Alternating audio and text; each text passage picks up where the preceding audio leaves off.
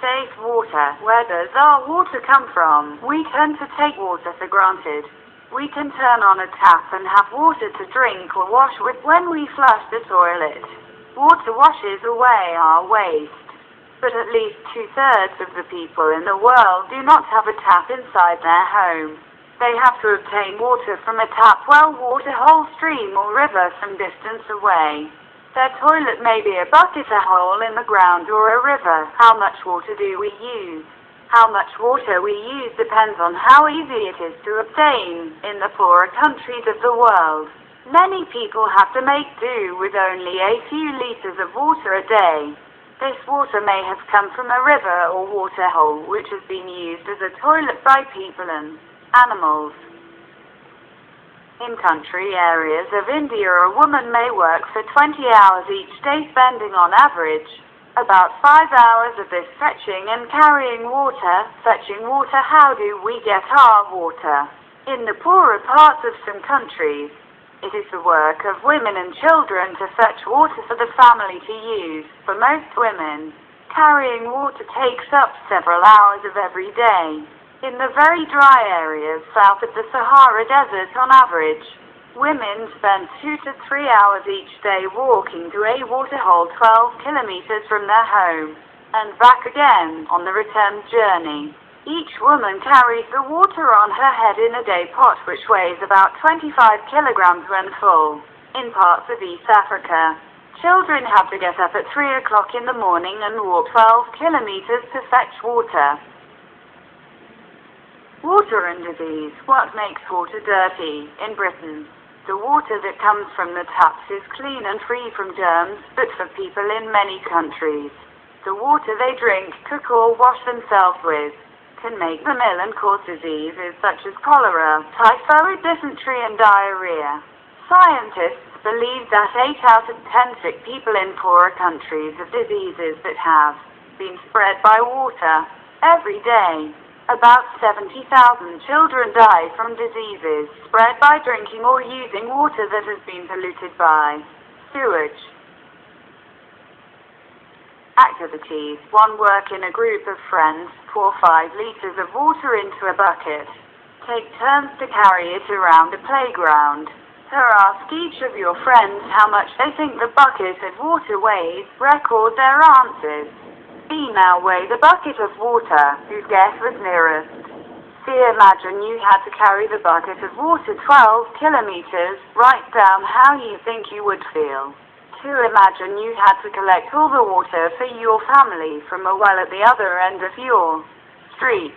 How would this change life in your home? 3. Find out more about cholera from reference books or the internet. Find the names of 2 countries where people still suffer from cholera. Who owns water? Although the water you use originally fell from the sky as rain, you have to pay for it unless you get your water from a well in your own garden. Nearly every home in Britain receives a bill from the local water company demanding payment for their water supplied to it. Many homes have a meter that measures how much water has been used. Special bamboo pipes are used to collect rainwater in this village in Laos.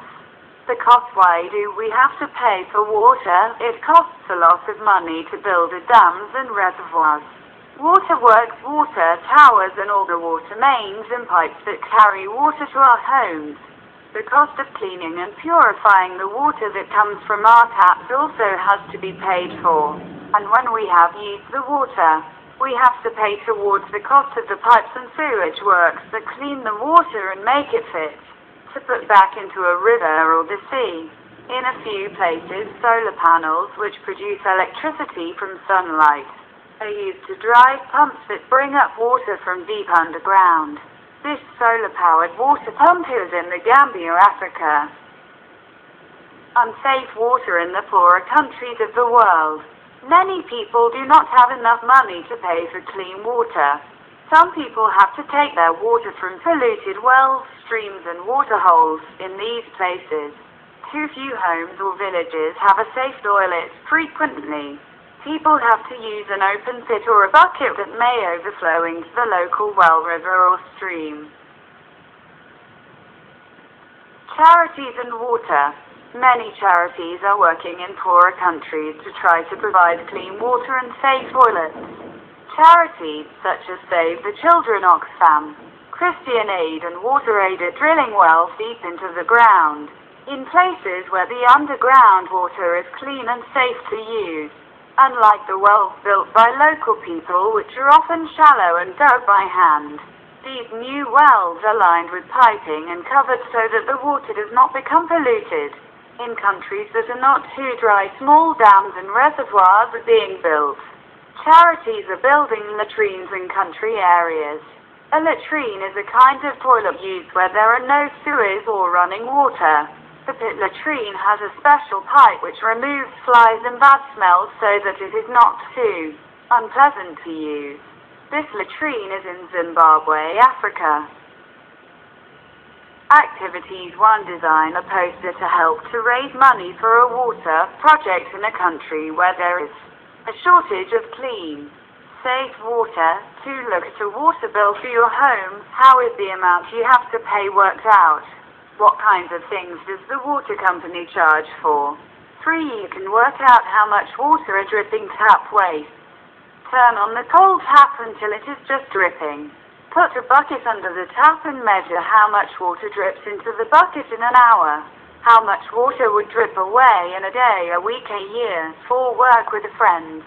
Discuss how other countries can help those that regularly have water shortages. Write down your ideas. 5. Find out more about some of the charities that are working to improve the supplies of fresh, clean water to some of the world's poorer countries. Use as many sources of information as you can.